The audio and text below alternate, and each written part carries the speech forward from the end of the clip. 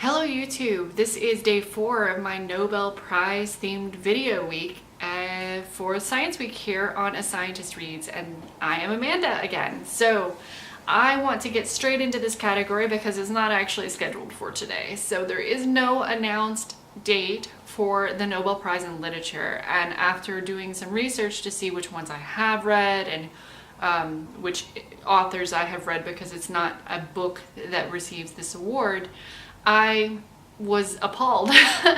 So I have actually not read very many authors that have won the Nobel Prize in Literature, and this has been a sad realization for me.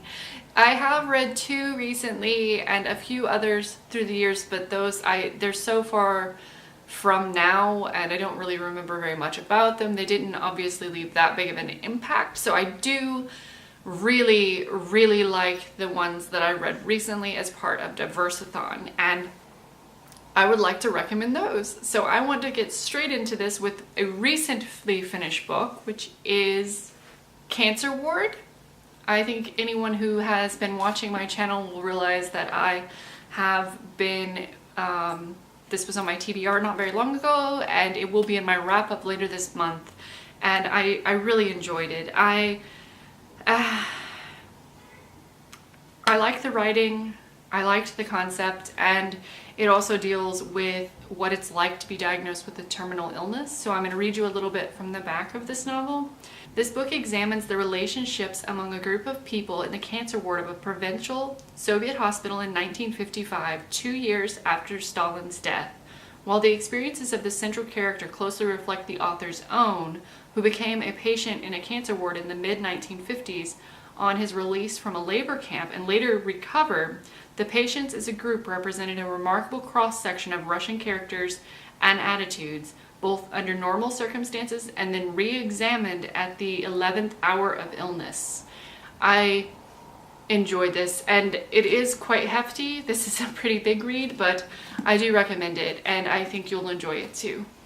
The next book on my recommendation list for the Nobel Prize in Literature would be basically anything by Toni Morrison. I recently finished Beloved, and while the content was quite graphic, it was sometimes the things that weren't said or the way the characters believed when you have experienced something so traumatic that just being in the presence of someone else, that's the way that you feel at peace. So you can just say one word and there's so much behind that, and the idea that you're never really free after you've experienced slavery. And her writing was so beautiful and so powerful and raw and very moving, and also, like I said, very graphic. So that's my second recommendation that I have read, and I do have a lot of things on this list that are on my TBR because I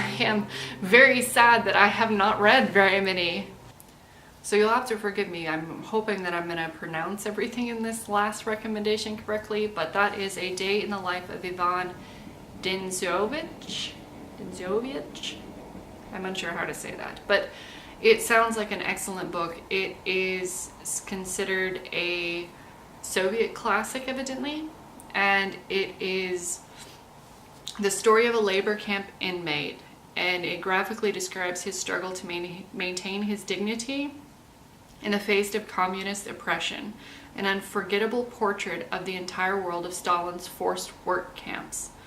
It is one of the most extraordinary literary documents to have emerged from the Soviet Union and confirms the author's statue as a literary genius. And it sounds depressing, but it also sounds like a topic that I think I would enjoy, and I'm trying to read more Russian literature. I don't know if you've picked up on that yet, but I have found that this is sort of a hole in my knowledge, and so this is why I am putting this book on my personal TBR.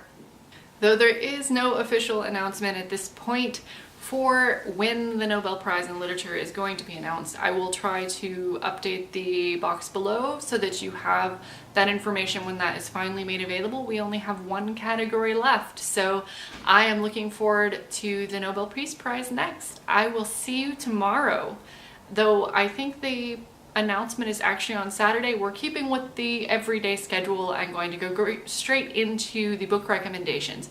If the announcement of the winner is not on the same day as the video, then I'm going to just update the box below with the additional information about the prize and the winner. I will see you again tomorrow. Bye.